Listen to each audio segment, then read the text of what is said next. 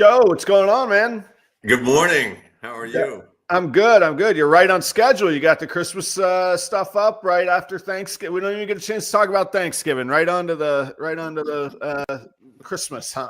It is, yeah, it is. We like to get ready, right after Thanksgiving, and because we would like to enjoy the decorations and the ambiance as much as we can there. I will admit, not admit, I will acknowledge and praise. You guys do. I think of all my circle of friends of the Christmas celebration spirit decoration. Anyway, I don't know where all of it all fits, but it's the best. It's fantastic. Yeah, this is the you have like these 11-foot ceilings, and you got this tree all the way up there. That's not the Right. that's an auxiliary tree behind This you, is right? an auxiliary tree. Yes, Yeah. that's a Okay. good term for it. And actually, it is a new tree this year. We like to set up a different feel in this room. Okay.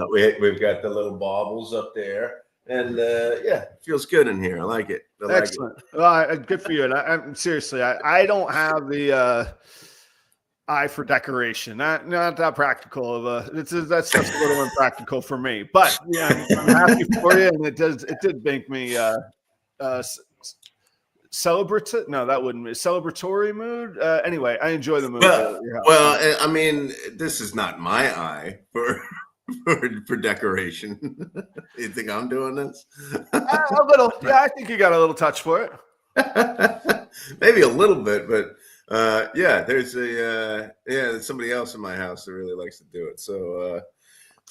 But I really enjoy it. I actually do like, taking the time after Thanksgiving to get in the mood and put out all the decorations, and I think it's fun. It was a good weekend this past weekend. Nice, man. Nice. I'm glad for it. You had a good Thanksgiving? How'd it go? Yeah, it was great. It was nice. It was relaxing. I mean, it was busy up until Wednesday night. Wednesday night we had 50 people. Oh, now all right. So we had sort of predicted / hoped for some shenanigans. Any shenanigans? Any love connections that evening? I'm trying to think. No, there was nothing. No, and I wouldn't want anything to happen actually with the people that were there. There was nothing debaucherous or anything like that. There was a lot. It was not a weird group. It was an odd group of people, which is always always nice. That's where the magic happens, though. You got to get the odd combos. Nobody ended up in the pool or anything. No, I think. I mean, yeah, it was. Yeah, it wasn't. It was fun, but I think everybody was pretty much paired up. Gotcha. And we had a few folks from the local bar that we befriended over this. Well, that's that's what I'm saying. Not like, hey, what's up? Well, thank you so much. We got okay. You know what? I do need to do a little Christmas tree at the car wash. That would I could be a little bit festive, couldn't I? All right. Yes, you can be. I could be. Not to take away from where you're at, because I do want to hear about the Thanksgiving. I have a little neighbor. I wouldn't say a dispute, but my neighbors, they have this row of pine trees. Okay. Their pine cones and needles are constantly in my drains. They clog up my drains. They mess up my outside bay, but they're on their property. So maybe in a little passive aggressive move, I should buy some lights and decorate their pine trees. Instead of chopping them down, because that's what I really want to do. Now, what kind of message would that send? I don't understand what kind of message it would send, though. Well, it would send that the weird snake dude has a little Christmas spirit, and he's not that bad of a dude. Do they think you're a bad dude? I don't know what they think. I'm annoyed because they don't understand how to latch their garbage lids. So I find their hair treatment boxes all over the neighborhood and all over my property, and that annoys me. Okay. So I bought some bungee cords that I was going to go secure their trash lids with, and I was like, let me not pick fights yet. Not yet. I'm not going to yet. But then I know that there's been several people that, like, it's a hair salon. They go get their hair cut there, and then they're like, Adam, everybody in that place talks about your snakes. I'm like, okay, well, that's cool. They do. Yeah. They go. I mean, I'm sure it's like, oh, there's a lot of snakes over there, or whatever. It's not. Yeah, they're like, I don't know about that. This guy moved in and he bought the place, and I figure I just do what I do and do it well. Isn't that like an old hip hop song? Doing it and doing it well. That's it. That's what I just do what I do, man. I'll do it well. Do your snakes well. That's right. And the car wash, I keep it clean. I repainted the place. It looks nice. Screw them. Hey, yes. They can get on board being happy or not. That's up to them. I mean, have you met them? No. Maybe just an introduction, to start off would be better than anything. Just go, hey, what's up? Yeah. See, I'm very tied in with my LL Cool J references. That's what you get from Adam. Because LL Cool J, the cutting edge rapper from 1986. He's in the Rock and Roll Hall of Fame, my friend. I'll let you know. Yes. Yeah. Yes, that's how old he is. Yeah, okay. All right. That's how old I am too. Okay. You had a good Thanksgiving? Yeah, we had a good Thanksgiving. The one thing I didn't want to say it last show because it was gonna be a downer, and it's still a downer, but I'm a little better now. But last Wednesday we had to say goodbye to one of our dogs. Man, it came time. Baxter was he was a rat terrier, and Kelly found him at this rat terrier rescue page online. We'd had a rat terrier before and had good happy life with him, and he had lived to 14 or so. That was Kirby. This is Baxter. So Kelly finds Baxter, and Baxter has had his eyes removed, amputated. So there's no eyes left, and they were sewn shut. And he was still pretty functional at that time. They figure he was around, 10, 11, somewhere in there. Mm-hmm. And he did like this, almost like sonar thing. Like he would sway his nose, and if he tapped something, he knew to go the other way, and so we could walk him and all of that. But, his hips started to fail, and anxiety and panic kind of set in. He was on a whole lot of meds just to get through a day. And so anyhow, we sent Baxter, what do you say, over the rainbow or something like that? Over the Rainbow Bridge, I think. Yeah. So he's, I like to say he's out chasing rabbits. His hips are working. His eyes are back. He's out there. So that's rough, man. And Baxter was such a cool dog. Met him a few times, and just so cute and so nice and friendly. And when you were around him, I thought it was a very calm presence, actually. Even though you said he has anxiety and stuff, but that was fairly recently. I would assume he didn't exactly know where he was. He didn't know where Kelly and I were, and there was a fairly constant, anxiety / panic kind of thing. Yeah. So it's like when you think of dogs, there's this saying oh, give me the puppy dog eyes, right? Yeah. That's really cute. The puppy dog eyes, that's very, very cute. But even cuter than that is when a dog comes for you and finds you just using his nose and has no eyes, and has no eyes. I couldn't imagine how cute that was until I got Baxter. Well, I try and explain it to people. I don't think people it. It's a really weird sensation to see a dog with literally no eyes where they should be. There's little sockets where they were sewn shut, but he would just he'd just come up to you, So awesome dog, and I'm so sorry that you. I mean, I guess you have to go through it. I haven't been through it yet, but that's got to be a really, really hard thing. Yeah. It is, and you anyway, it is really hard, and it's a surreal thing to make this super, super finite, it's the most finite decision you can make, and it didn't feel exactly right. I knew it was, and I still know it is, but it just you kind of go, well, maybe not. And then you're like, no, this bad day is the best day he's ever going to have, because every other day was going to be worse, So, so that was Wednesday. And you talked, and you do. I mean, I have talked to people who have said, they didn't do it. They didn't make that decision, and it was wrong of them. Like, they regret not making the decision. That and there was like a day, probably 4 or 5 days before last Wednesday, like his hips just he just fell right in place where he was, and you start going, let's let the boy rest, So so that was Wednesday, and but we did have a good Thanksgiving. Kelly's folks moved back to Minnesota. They live about an hour from us, and they were really excited to host us at their place. So we went down and did that. And then winter came. We got like 10 inches of snow. Joe, it is minus. Let me see. Let's see what the latest update is. I think it's minus 11 right now. Let me see. Yeah, it's bloody cold, man. It is. I don't know if it'll focus or not.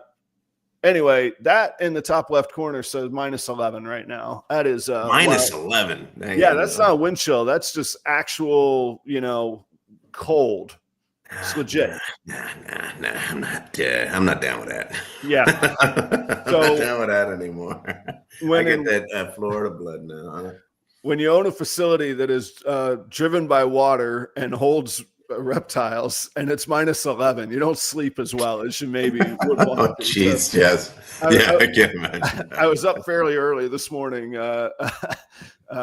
an eye. Everything was good though. It was good. Even the I didn't run the supplemental heat, so the snake nerds will enjoy this. I didn't run the supplemental heat, and this morning when I woke up, it had only gotten down to 69 in there. So I kicked on the space heater, and we'll be back up at 74 or so in the next hour, and it'll be good. And then the snakes will know it's winter, and wintertime is when they know, hey, time to start making some more snakes for old Adam.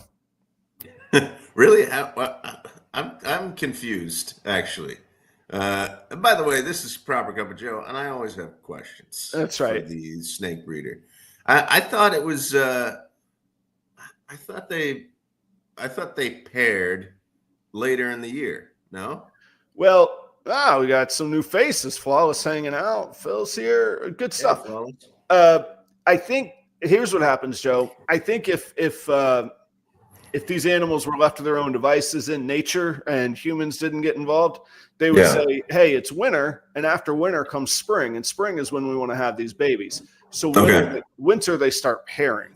What happens is, over generations, none of my animals are from the wild, but an animal gets shipped from Florida to Minnesota, and it doesn't know what's going on with the season. And then I'm done breeding it, and I ship it to friends in South Carolina, and then it's a different season there, kind of thing. So some of it is just kind of what we create for it, and then some breeders like myself, generally, I kept it at the same temperature year round. This is the first year I'm going to mess with some temperature drops. To let it know. What made you make that decision?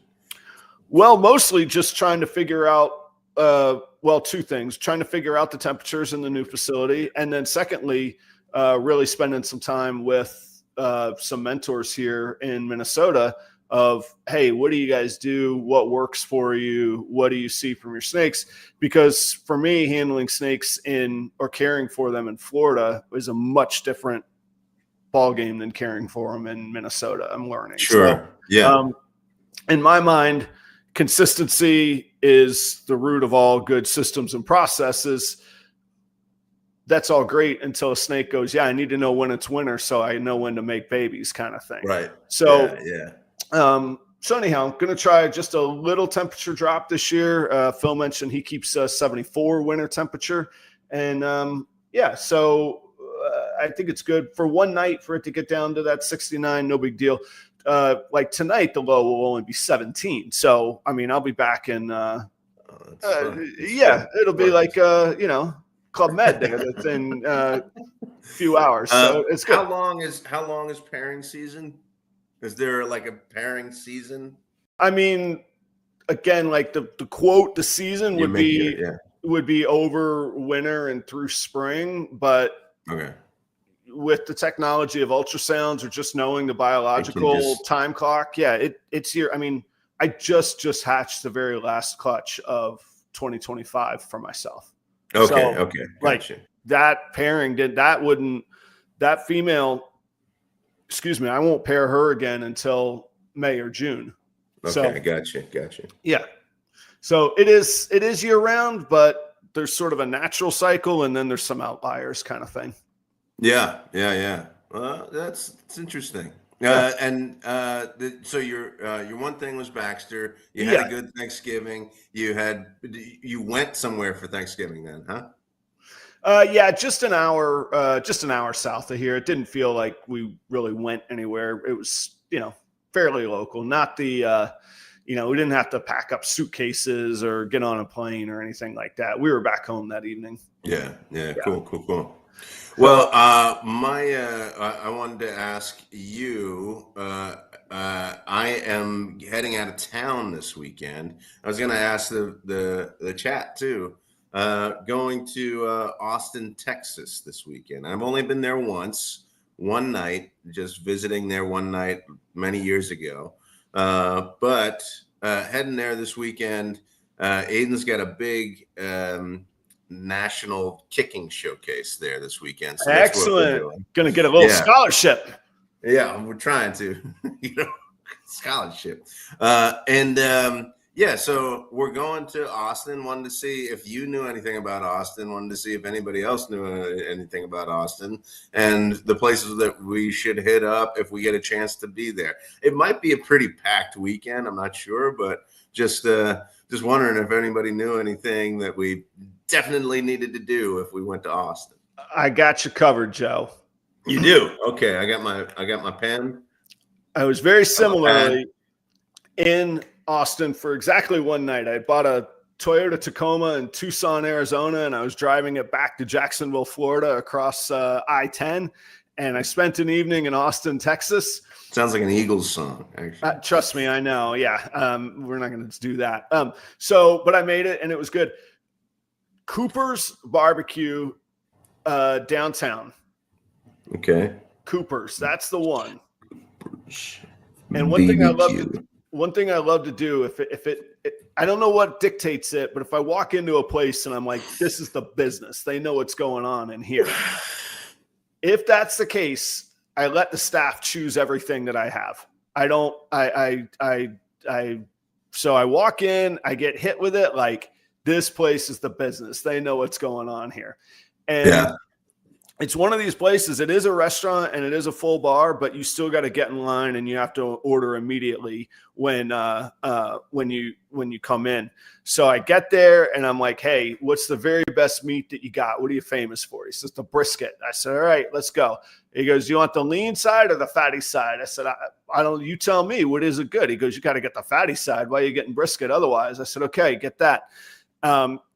So I go through the whole line that way. I think I got some jalapeno mac and cheese, and it's a buffet line. You walk through it, and you get a tray, and you like that kind of thing, or no? Well, they serve you, but you do have to order it, and then they have like a bar. They have the picnic tables in the dining room. Like it's a real Texas barbecue kind of feel, but it's right downtown, and like you pay by the pound, like they're cutting it. They're like, how much you want? I'm like, more. Okay, boom. And then they set it on a scale and then they set it on your plate.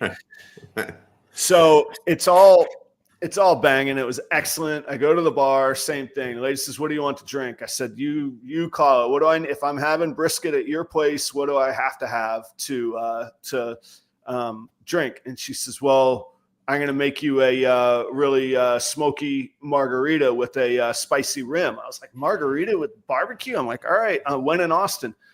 Oh, chef's kiss. Joe, I loved it. I forgot your name. I loved it so much. It was so good. I still tell this story years later. So Cooper's Barbecue right downtown. And then I'll have to text a picture to you. I asked the bartender, I said, hey, where are the music scene? Where do I have to go? I'm here one night. What can I not miss? Boom. She pulls off a sheet of printer paper And I remember it because in the end, they used the thermal paper. I was like, ooh, thermal paper. That's what you use on a good printer.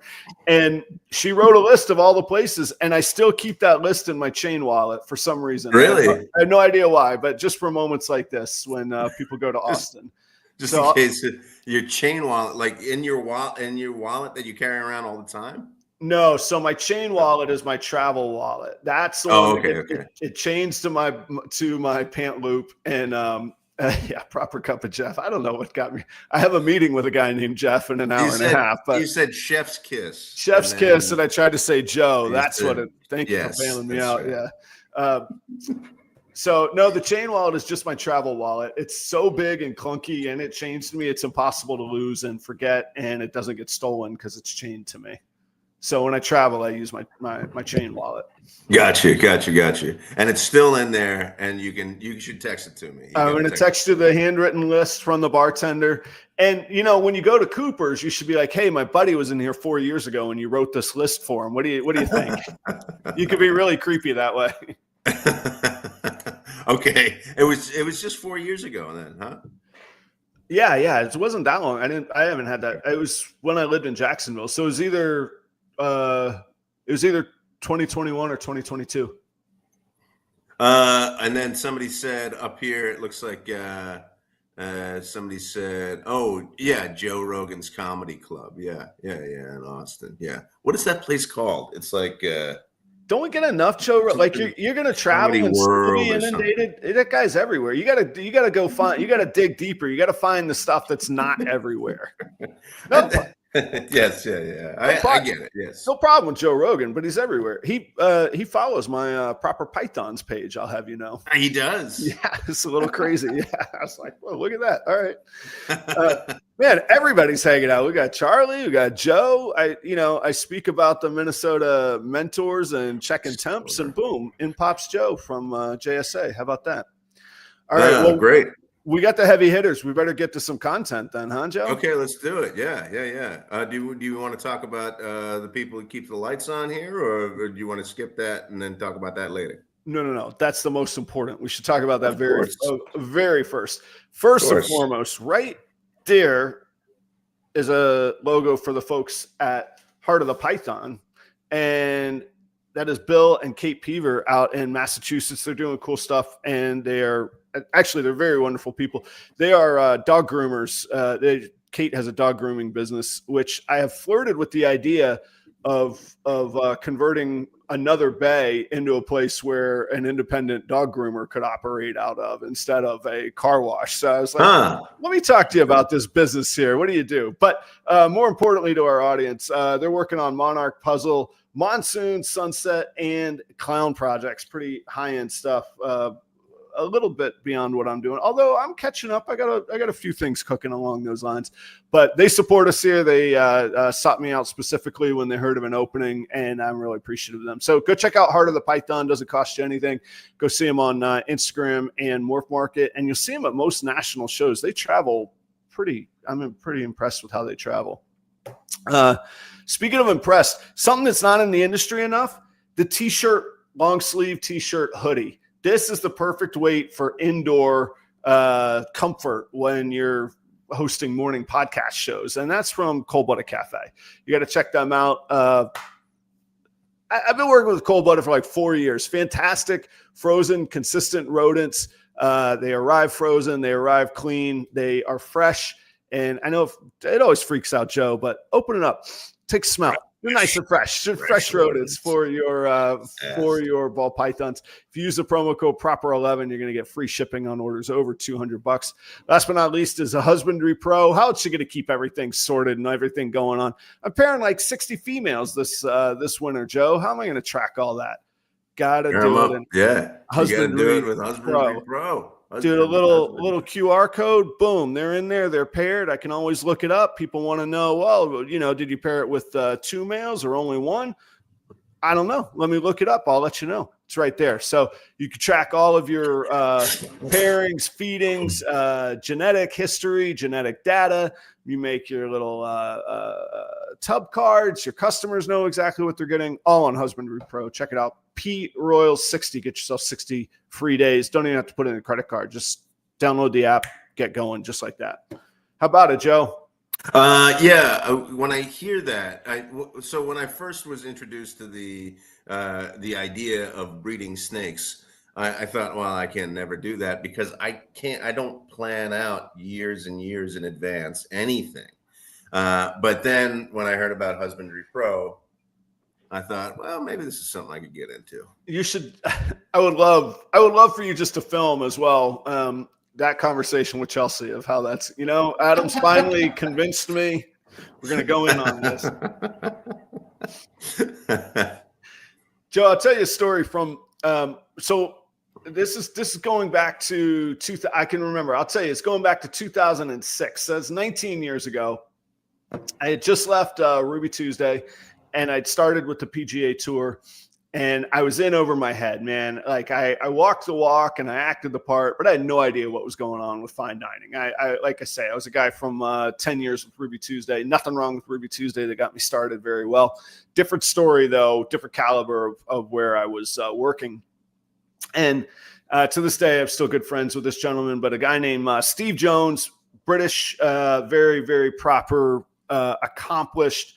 He got so at that time the PGA Tour, it still is to this day, the flagship property and the headquarters is at TPC Sawgrass in Jacksonville. That's where the restaurant was that I was to run. And Steve Jones to me said, he starts teaching me, this glass is for this and this knife is for this, and you're going to serve from this side and you're going to clear from this side and you got to know tray service. And then he said the words, Adam, it's really a lifestyle that you need to go experience and you need to go live. That's how you're going to be good at this. Okay. And I remember saying to myself, when I leave this building, I clock out, pal. Don't tell me how I need to live. You get me while I'm in here.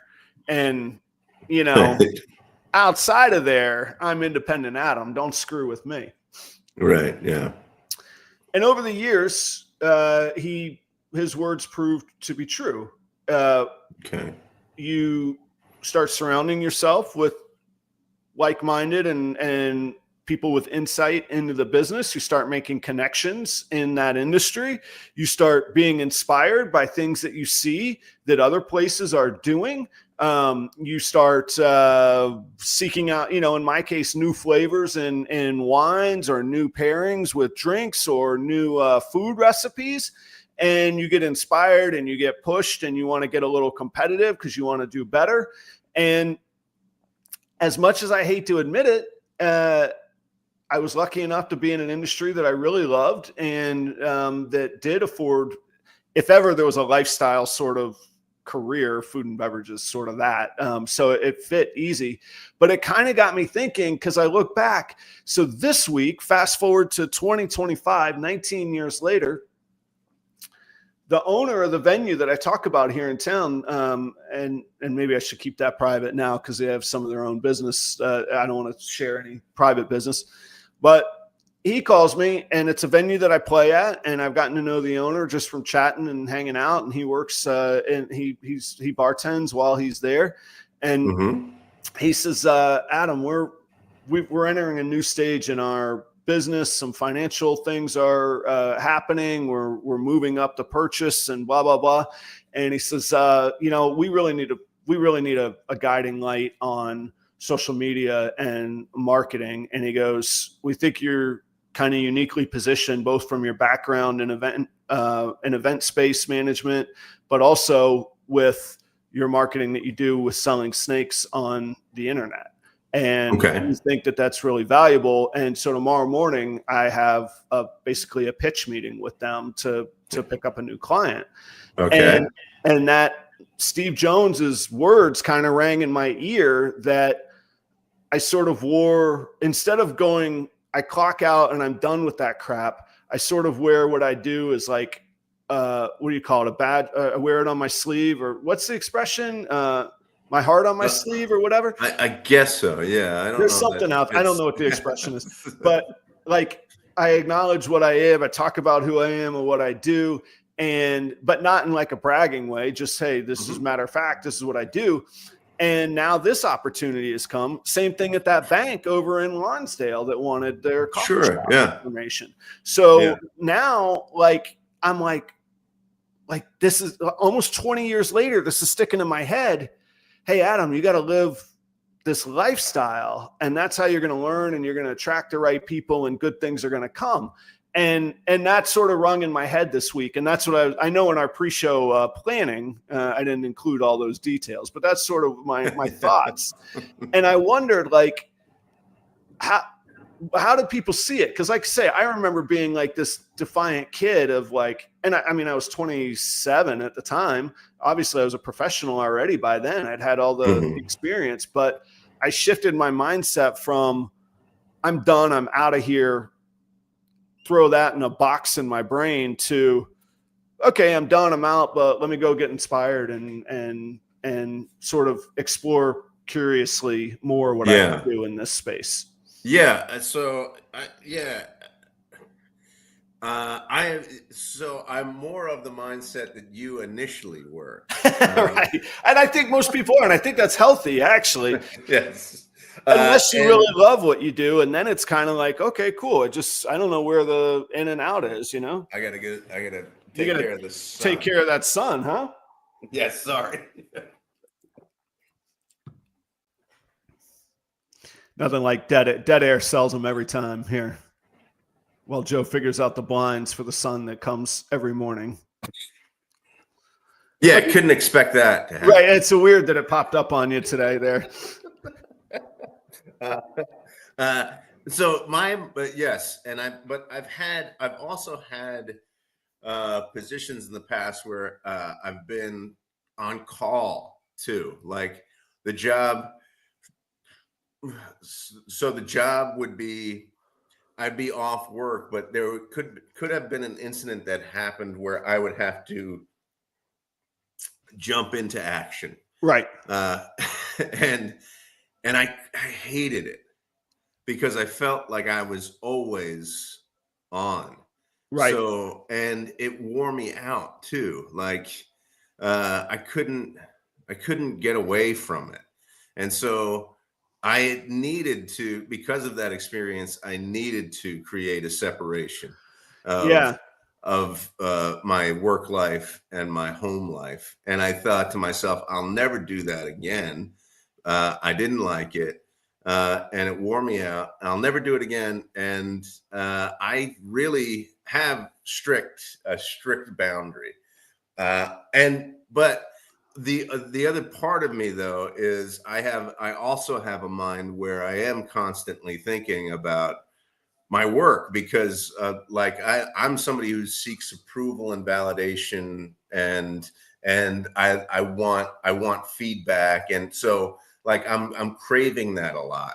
So I do get in my mind, and I often have to remind myself that I am, like, as a human being, I am much more than what I do, and I am like I try to seek out interests that are not associated with my job or the work that I'm doing. Like having a podcast on Thursday morning. This is one of those things where I go, if my work or my professional life has me down, I can go, well, I'm not just an accounting firm guy. I'm a podcaster on Thursday mornings, and I am a stepdad, and I am a friend to this person over here, and so like, and I think that's why I left my last job. One of the reasons I left my last job, and I like kind of this thing where I'm like, I have this thing over here, I have that thing over here, I have this thing over here, because it makes me feel as though if one is getting me down, I have the other one to kind of lift me up. Well, that resonates with me. Lord knows I've got too many things over here and there. And right. You're exactly right though, because it wasn't the reason why I left, but one of the great reliefs of stepping out of restaurant operations, I lived on the property that I managed. So immediately, if at 6:30, a breakfast cook didn't show up. They didn't call other breakfast cooks. They called Adam. And it's like, man, I need a little bit of space here. Or, the neighbors, I had a lady down the street. She hated our business model and the new pricing and all that. I'd be walking the dog, or I remember I was trying to teach Charlie how to ride his bike one day, and she comes up and berates me when, and I was like, okay, lady, I'm not here. Yeah. And you have recently talked about this too, which is, the people would see you. Usually, you'd be in like a tuxedo and stuff, right? Yeah. At the grocery store, and you'd be like, "I'm not working right now." Like, yeah, they're like, well, why? What is this cold-blooded cafe thing that you're wearing? Yeah. So I get exactly what you're saying. So maybe the question is to find where the balance is. How do you shut off when, and then where do you find inspiration or chum the waters or throw the line out? Yeah. So, and I think what I'm saying, it might be a little different topic than your introductory statements about this topic, because I think like you wanted to learn something, so you immersed yourself in it, and you found you found a way that your life was teaching you about how to be a better employee, or a better server, or a better manager, or a better, like that kind of thing.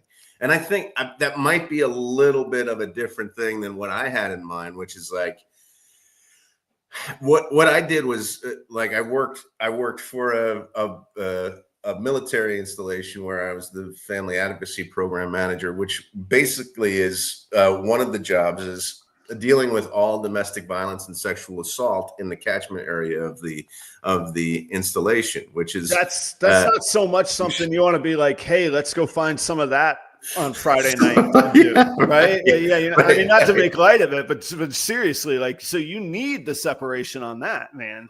Right. And that was the thing that I was on call for, like, and it didn't happen. Like, I wasn't on call. Like, I didn't get a call at night often. I'm going to say that, but just the mindset of, I have to be ready and available to deal with this high intensity thing at any point in time on my brain was enough to really just wear me out and make me say, listen, I cannot make my life my job. Yeah. I cannot make my job my life, so there might be a little bit of a difference here between just a big difference. Yeah. For all that world has done for me, food and beverage is not important. Like, it's really, I mean, it's important for me. It is important, though. Well, it's important for me, and it's important for the people in it, but it's not life or death. Mm-hmm. And let me be really honest. This is not base level necessity. This is some degree of luxury. Nobody, even at Ruby Tuesday, nobody has to go out for a burger and a salad bar. They choose to. That's a bonus in their life versus mm-hmm. world hunger. That's a different story. So, mm-hmm. Yeah, that's a little bit easier to do. And I'm thinking through this. I'm sort of shooting from the hip here. One thing that was hugely culturally different, I guess why it sticks out in my head too, is that was never uttered at Ruby Tuesday. That was never like encouraged to sort of explore and get better. It was, here's what you do, here's how you do it, go do it. Versus, now they never gave me money or wrote me a check at the PGA Tour to just say, hey, go have fun. But we got, I think it was 12 total, but I got 8 passes. And if you're a golfer, TPC Sawgrass is where you want to play. Home of the 17th hole. I mean, just iconic course. And I got 8 of these free rounds of golf as an employee.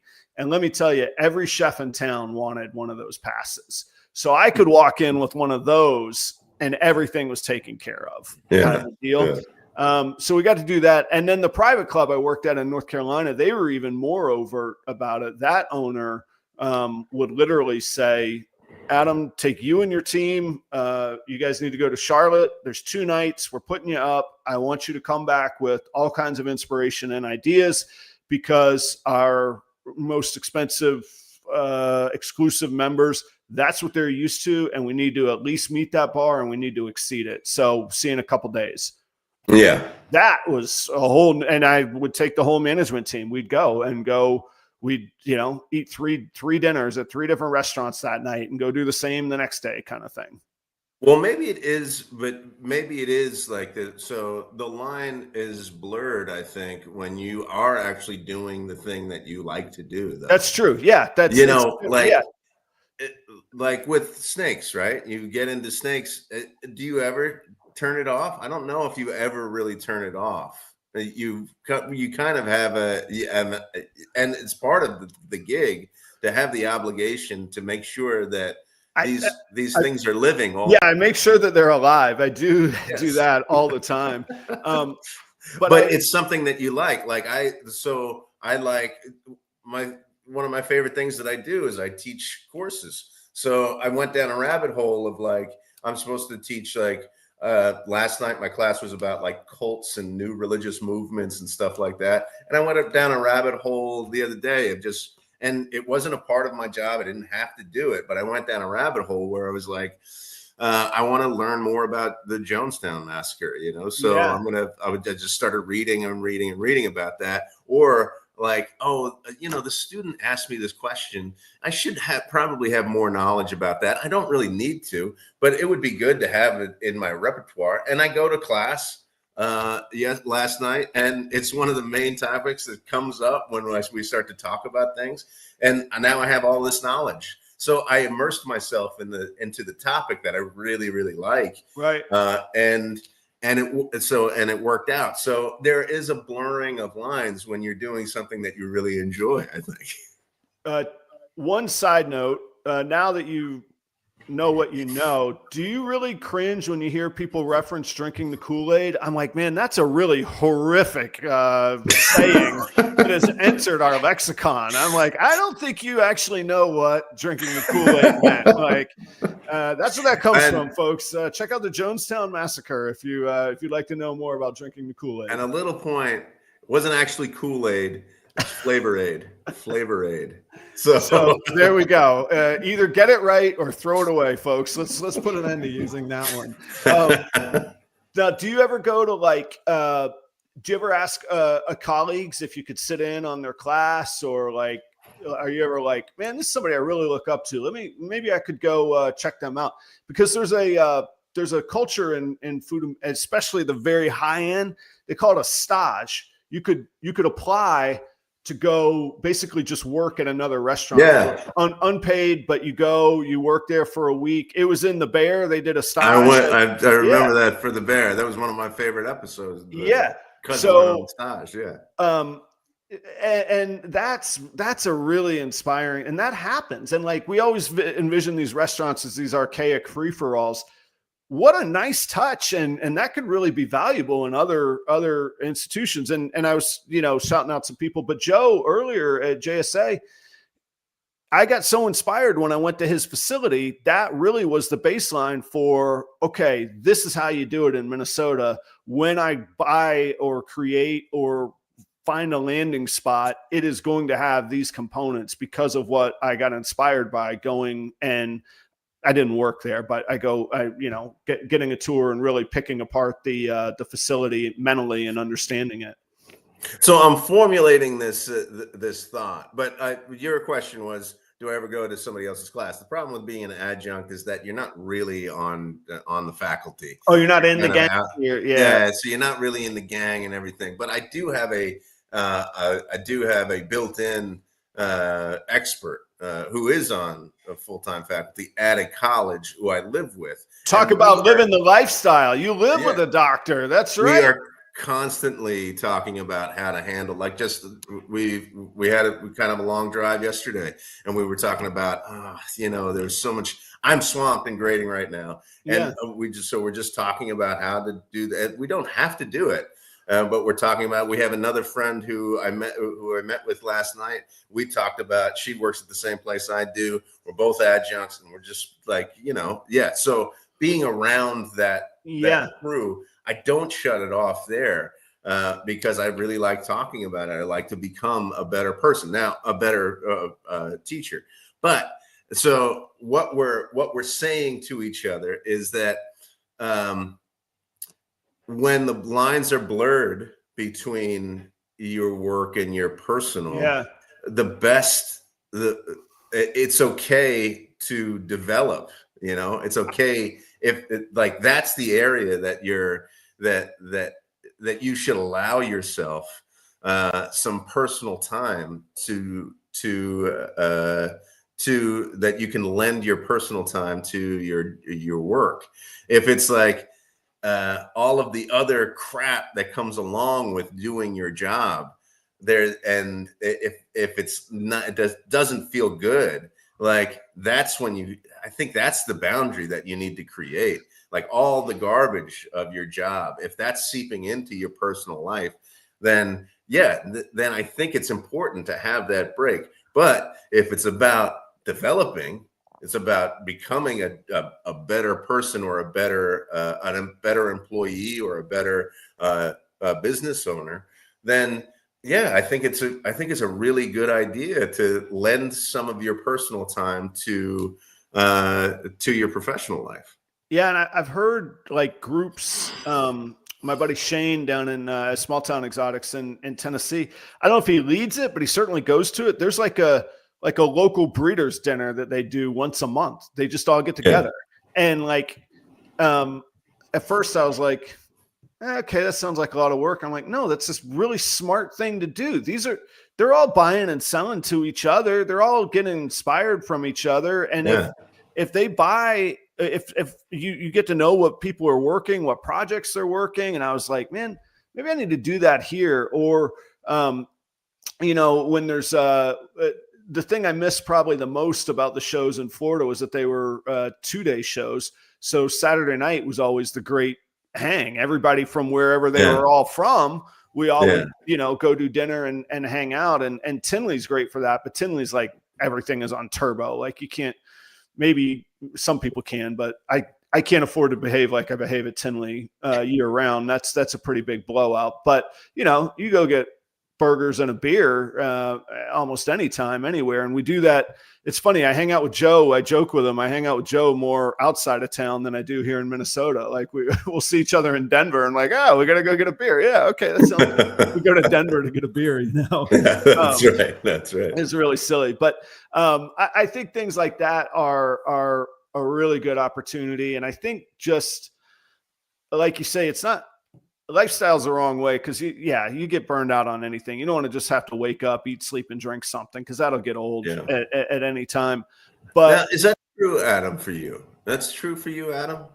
Oh yeah, there's days where I'm just like you say, like you got to keep them. You literally got to make sure these things are alive, and you're just like, okay, like in March, I'm going on I know, woe is me. I'm going on this cruise with my family. And I'm like, who's going to watch these things? Who's going to clean these things? I'm going to be looking on my phone app at the temperatures the whole time. I'm going to be checking the security cameras for the car wash the whole time. There's always the great trade-offs, Ooh, I can make my own schedule. I don't have to clock in anymore. I don't have a boss. Yeah. How's that cruise doing for you, Adam? You didn't get to clock out for that, did you? You're still going to, I'm going to be somewhere in Dominican Republic looking on my phone at the temperatures, So, woe is me. I understand it. But, so I would like to, but I can't complain. I'm doing what I want to be doing, and I'm consulting with,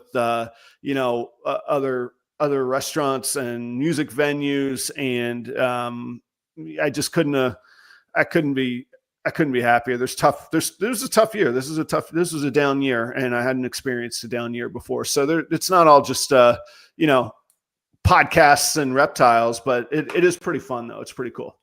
Yeah. I think it is the thing that you're involved with, and I think I think there has to be, for me anyway, there has to be a separation, and I don't have the psychology for it.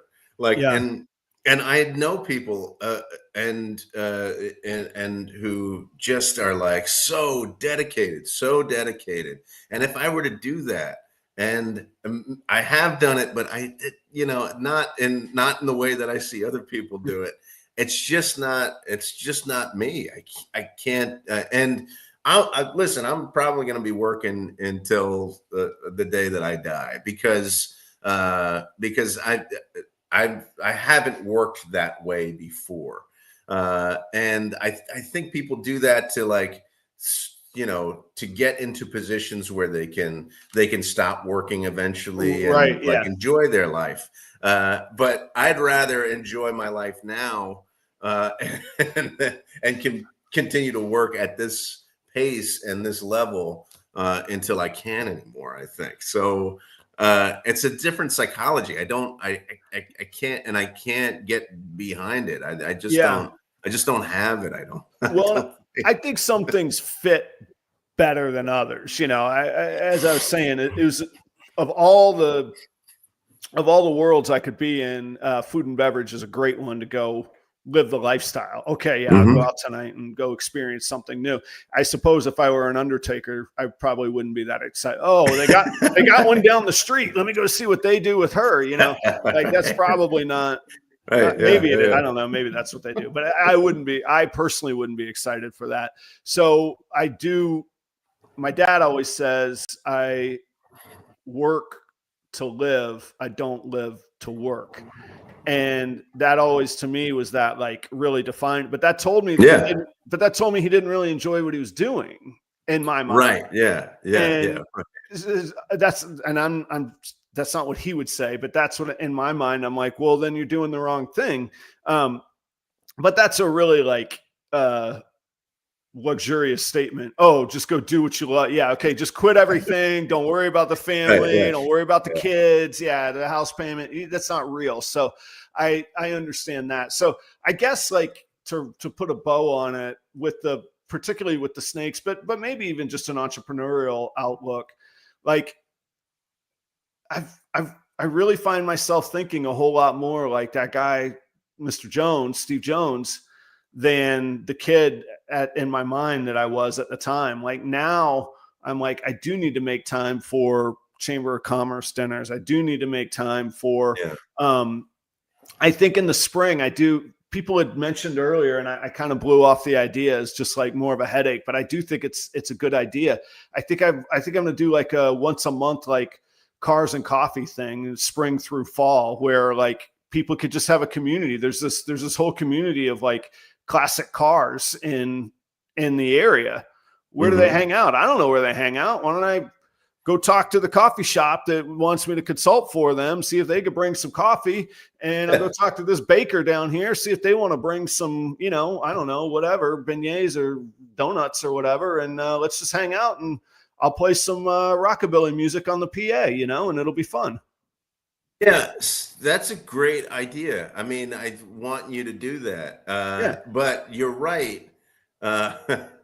You're making time for it. And like in my mind, there's no way I don't want to do any of that. Well, and that's the thing. Like, I'm not really into cars. Now, if it was a guitar get together, I'd do it. Like, I'm not. Yeah, right. Like, they're going to be like, look at this camshaft, and I'm gonna be like, yeah, man, it's sparkles, that's cool, that's shiny. I don't know what that's gonna be, so like I don't know, but I think the trick for me is finding the time when I would be there normally anyhow. If I'm already gonna be there, then it's no big deal. If it's another 5 hours that I have to give away, that's a little bit harder for me to do. And actually, to tie all that in, I haven't mentioned we are coming ad free from the good graces of kind folks at PalmStreet for everybody. PalmStreet. Yeah. So on Tuesdays, I usually do this live on PalmStreet from the shop. I'm just doing my chores and I'm doing my cleaning and I'm just hanging out, leading talks on the snakes. And if something's for sale, I'll show it. And that actually leads to sales. But it's a place like that. I'm already there. I'm already doing it. Right. That's a great opportunity to build the brand a little bit more. Yeah. It wouldn't take me very long to, set up a coffee table and put out the PA every morning, once a month. That's no big deal. Right. Yeah. So I don't know. You mentioned Chamber of Commerce. I know. Dinners Yeah. and stuff like that. Doesn't that go with Adam? Doesn't that fit? Right. Yeah. Oh gosh. But if people are into supporting, at its core, the Chamber of Commerce, which is a little bit ironic because they tend to, not to get too political, but they tend to swing to the right side of the spectrum. But at the core, it's a union, which the ironic part is that tends to swing to the left side. Although again, all the rules are gone these days. So we go swing whichever way anybody wants. I'm down with it. But if they support their members, I want them to go, oh, that dude Adam's a pretty good guy. We should go wash a car there at his place. Yes, exactly. I mean, getting yourself out there. See, it's interesting because you do have this thing that you love to do, and you would immerse yourself in that kind of learning more than you would this other thing that allows you to do the snakes. So you have the snakes and you have the car wash, and the car wash isn't the thing. The snakes are the thing. Yeah. But in order for you to do the snakes, right, I got to do the car wash really well. Yeah. Right. So yeah, to make the connection between the things that you have to do with the car wash and the snakes, I think mentally that's what I would have to do. I'd have to go, okay, well, I'm doing this for the snakes. Yeah, and that's true. That's a good motivation. Do it all for the snakes. Do it all for the snakes, man. And I do it well for the snakes. No, so but I think it's only I'm thinking like 5 events, like May through November or April through November, whatever. I don't know, late April, so we don't have the snow. But I don't know. I got to talk. I'm gonna float that idea through the winter time, and I also have to see what the town thinks of me blaring music at 7 a.m. with a bunch of car guys. Yeah, I don't know. Maybe there's unintended consequences here. I have to figure this out. Right. I got you. So, well, what do you got coming up this week? What do you have coming up this week? This week was speaking of all this stuff that we've been talking about, this week was supposed to be the week of nothing. This was the week that I was just going to relax, kick back, just and there's all kinds of stuff to catch up on. Like, oh, I didn't get this. I had this.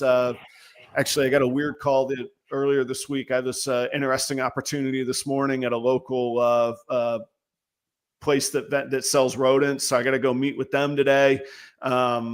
Then, we hadn't seen the family. We saw part of the family on Thanksgiving. The other family we got snowed in on, so they're coming up. And oh, okay, nice. Yeah, so suddenly the weekend is like, what am I doing?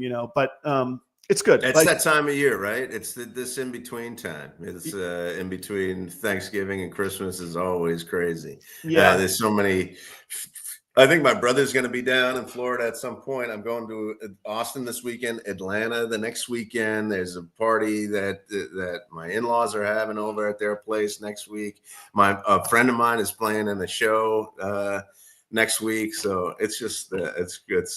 But I think it's all fun stuff. As I say, would we have it any other way? I'm going to go play music tonight. Oh, tomorrow morning I have the consulting meeting with the venue, with the event venue. So it's all good, man. The alternative of sitting there cold on the couch is, I'm way happier than being stuck in a situation like that. So and this is so I mentioned just I'll make something out of this. I mentioned I had my last class of the semester last night, and I let them go a little early. I let them go early, like way early. It's a whole 2.5 hour class. And usually I keep them the whole 2.5 hours. But last night, end of the semester, I was like, we're just going to stay an hour and a half, let them go an hour early. And there were these like 3 guys who just like didn't want to leave. They wanted to they were like, I don't want this class to end. I want to hang out a little bit. And they hung out for another hour. Nice, man. With me. And I'm like, cool. I got trivia I got to get to.